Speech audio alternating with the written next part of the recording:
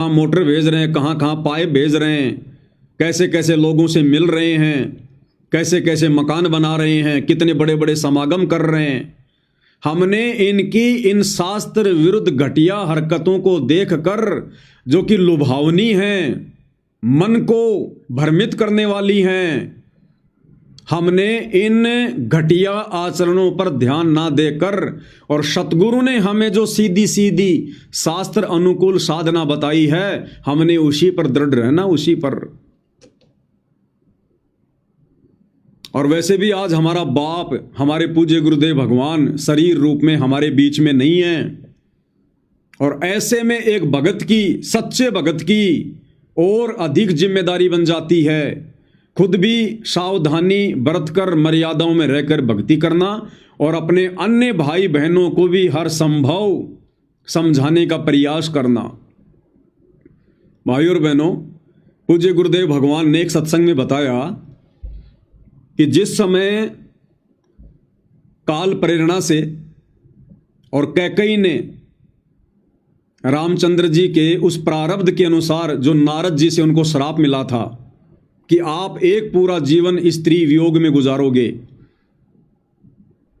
तो श्री रामचंद्र रूप में त्रेता युग में विष्णु जी आए हुए थे और कैकेयी ने राजा दशरथ से एक वरदान मांगा था। उस वरदान के अनुसार उसने अपने बेटे भरत के लिए राज्य अयोध्या का और रामचंद्र जी को 14 साल का वनवास,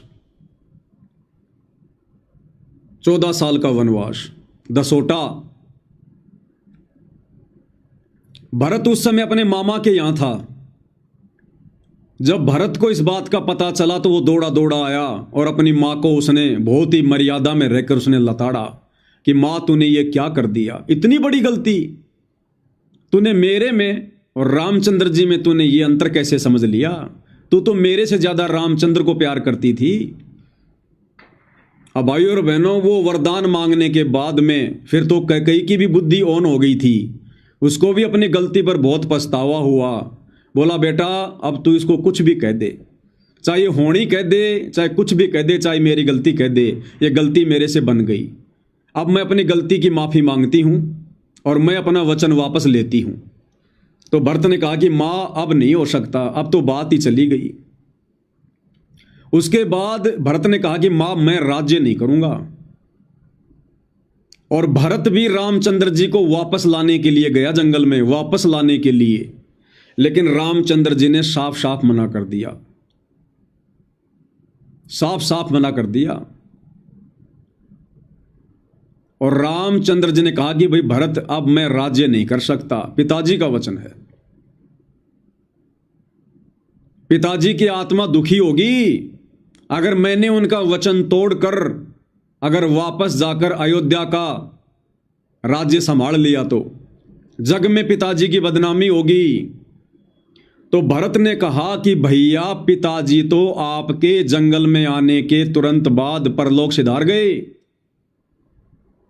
क्योंकि गुरुदेव भगवान ने बताया कि राजा दशरथ सबसे ज्यादा प्यार करता था राम को। और जब रामचंद्र जी को उन्होंने वचन में बंधे होने के कारण 14 साल का वनवास दिया और जब रामचंद्र जी निकले तो उनके प्यार में, उनके वियोग में उनको देखने लगे।